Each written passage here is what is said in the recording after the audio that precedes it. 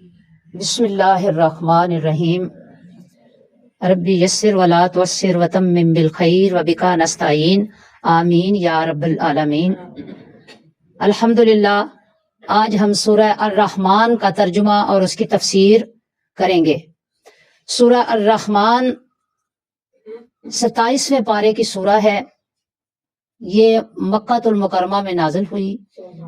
کچھ صحابہ کہتے ہیں کہ یہ مدینہ میں نازل ہوئی، لیکن جو قول اصحاح ہے، یعنی جو زیادہ معتبر قول ہے، وہ یہی ہے کہ اس کے مضامین پر غور کریں تو یہ مکہ المکرمہ میں نازل ہوئی ہے، کیونکہ کچھ حالات ایسے تھے کہ جن پر اس سورت کا نازل ہونا ضروری تھا، تو اللہ پاک نے ان حالات و واقعات کو سامنے رکھتے ہوئے اس سورت کا نزول فرمایا ہے۔ اس مبارک سورہ کا پہلا جو کلمہ الرحمن ہے، اسی کی آیت سے لیا گیا ہے۔ کیوں کہ اس رحمان کے نام میں اور سورہ الرحمن میں اللہ کی شان رحمانیت کی تجلیاں ہر سو جلوہ تراز ہیں۔ یعنی اللہ رب العزت وہ عظیم ذات ہے کہ جس چیز میں بھی آپ اس کا نور تلاش کریں گے تو وہ آپ کو نور نظر آئے گا۔ حضرت سیدنا علی کرم اللہ وجہ الکریم نے اس کا نام عروس القرآن بتایا ہے کہ سورہ الرحمن قرآن کی دلہن ہے۔ اب یہ کیوں نازل کیوں ہوئی؟ ایک صحابی کہتے ہیں کہ ایک روز صحابہ کہنے لگے کہ قریش نے آج تک قرآن کو تو سنا نہیں ہے، یا تو بیٹھ کر بندہ تسلی سے کسی کی بات سنے تو سمجھ آتی ہے، بس وہ دور دور سے سن کے گزر جاتے ہیں اور شور شرابہ کرتے رہتے ہیں اور اپنی آوازیں بلند کرتے رہتے ہیں اور مخالفت کرتے رہتے ہیں، تو ان کو کیا پتا کہ قرآن کیا چیز ہے؟ اگر سن لیں تو کتنا اچھا ہو۔ حضرت عبداللہ ابن مسعود رضی اللہ تعالیٰ عنہ کہنے لگے، اچھا اس طرح کرتے ہیں کہ میں خود نہ ان کو قرآن سناتا ہوں۔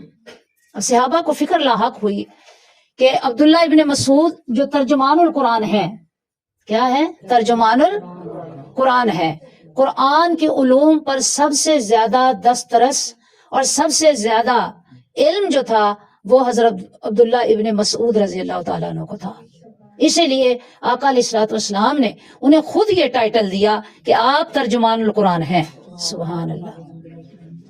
تو انہوں نے یوں کیا کہ ان کو کفار کو قرآن سنانے کے لیے نکل پڑے۔ صحابہ نے منع کیا کہ آپ ایسا نہ کریں، ایسا نہ ہو کہ یہ لوگ آپ کو زد و کوب کرنا شروع کر دیں، ماریں، آپ کو زخمی کر دیں، تو یہ بھی ہم سے برداشت نہیں ہوگا۔ تو اس پر وہ حضرت عبداللہ ابن مسعود خوف زدہ نہیں ہوئے، انہوں نے ان کی ایک بھی نہیں سنی اور مقام ابراہیم پر جا کر قرآن پڑھنا شروع کر دیا۔ اب کفار اپنی اپنی مجلس سے سجائے بیٹھے تھے، کیونکہ ابھی تو اسلام پوری طرح آیا نہیں تھا نا، اپنے بتوں کی عبادت کر رہے تھے مختلف جگہ پہ، حرم کعبہ میں بیٹھے ہوئے۔ جب انہوں نے یہ قرآن سنا نا کفار نے، تو انہیں بڑی تکلیف ہوئی کہ یہ کیا پڑھ رہا ہے۔ وہ سارے قبیلے اٹھے اور اٹھ کر آپ کو مارنا شروع کر دیا، حتیٰ کہ حضرت عبداللہ ابن مسعود بری طرح زخمی ہو گئے۔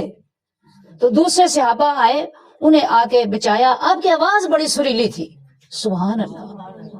جب قرآن پڑھتے تھے تو میں سمجھتی ہوں در و دیوار بھی سنتے تھے۔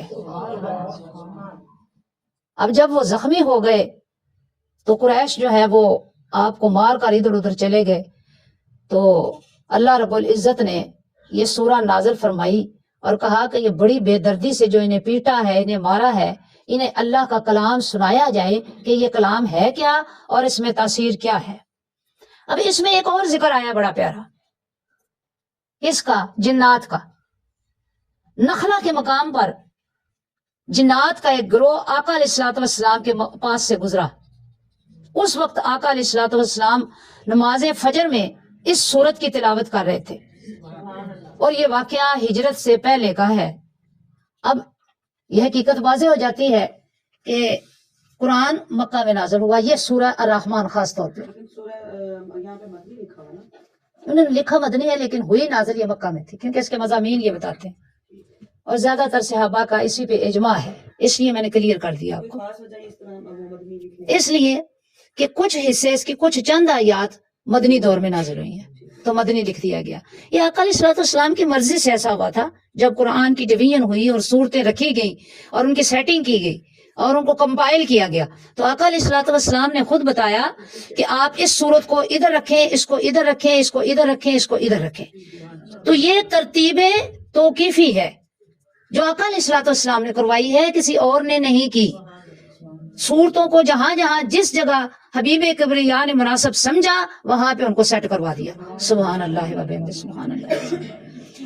اب اس صورت کا آغاز الرحمن کے لفظ سے کیوں ہو رہا ہے کہ اس میں اللہ کے لطف و کرم کی وسعتیں اور ان کی بلندیاں اور عظمتیں وہ اپنی انتہا کو چھو رہی ہیں. سبحان اللہ، انتہا کو چھو رہی ہیں جن کا تصور کرنا بھی انسان کے دائرہ گمان میں نہیں آ سکتا، اور انسان کی عقل نارسا وہاں تک نہیں پہنچ سکتی.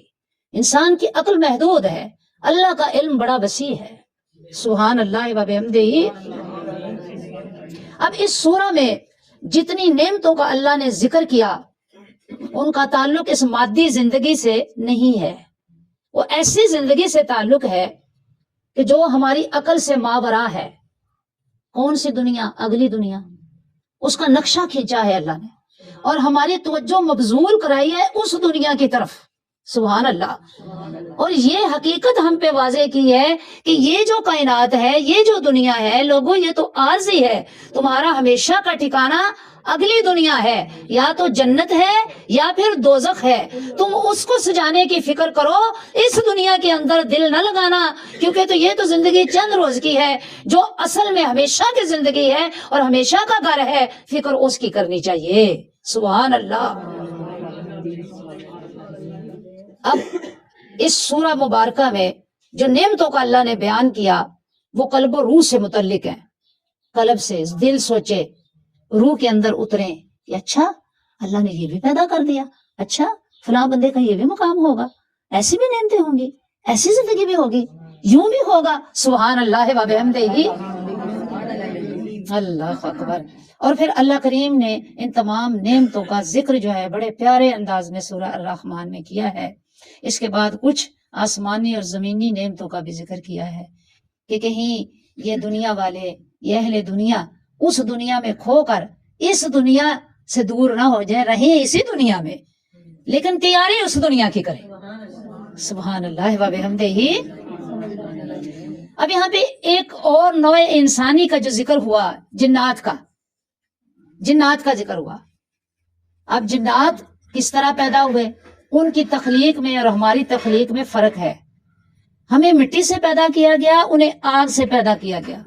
اس صورت میں ہم پڑھیں گے کہ اللہ پاک نے یہ جو بار بار تکرار کی نا فَبِأَيِّ آلَاءِ رَبِّكُمَا مَا تُكَذِّبَانِ، تو اس میں حقیقت یہ واضح کر دی کہ اے قرآن کے مخاطب صرف انسان نہیں ہیں، جنات بھی ہیں جن کو ہم نے آگ کے شعلے سے پیدا کیا ہے. اور دیکھو کئی مقامات ایسے آئے ہیں کہ تم سے بہتر ریسپانس جنات نے دیا ہے. اللہ اکبر. جنات کی بھی زندگی ایسی ہی ہے جیسی ہماری ہے، ان کا بھی ایک عالم ہے، وہ بھی میرڈ ہے، بال بچوں والے ہیں. اللہ اکبر.